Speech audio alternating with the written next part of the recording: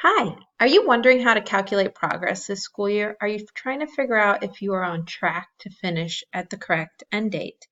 Well, no worries. We are here to help you and help you understand exactly how to figure out where your student is and where they should be by the end of the school year. The first thing you want to do is you want to log into the online school as the learning coach, and then you want to click on the Progress tab. It should look like this. Once you're here on the Progress tab, you should see every course your student is enrolled in, as well as a bar that shows their progress thus far. So the percentage right here tells you how much of the curriculum they have completed. So for this student in math, they've completed 4%. At the top, there's also a key that you could use to help you figure out where they're at and if they have any lessons on here that they have not mastered. If there are any not mastered lessons, you want them to go back and redo those not mastered lessons or any skip lessons because they do not count towards our completed tab. Okay, so this is where they currently are. If you click on your progress, you see that percentage. It tells you where they are in the curriculum at that moment.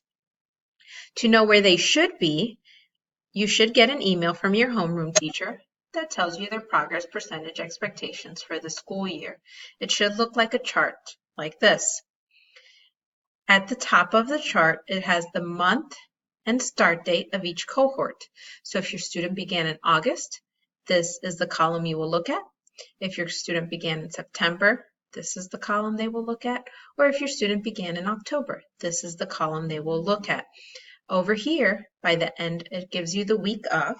So by that Friday, this is the percentage they should be at. So for our students who began in August, by the end of this week, they should have 28% progress. For our September students, they should have 17%, and October students should have 7% by the end of the week, by November 1st. Each week, students should complete between 2 and 3% of the curriculum. Also, on your Progress tab, you can calculate your end dates. To do that, all you have to do is click on the little box, check the arrow that says Calculate Projected End Dates, update it, and then your projected end dates should show up right here. This way you'll know what is the last day that you'll finish your courses at your current pace.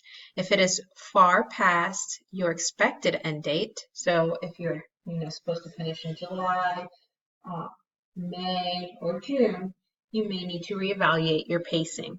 If you have any questions at all about progress, your end dates, please let your homeroom teacher know.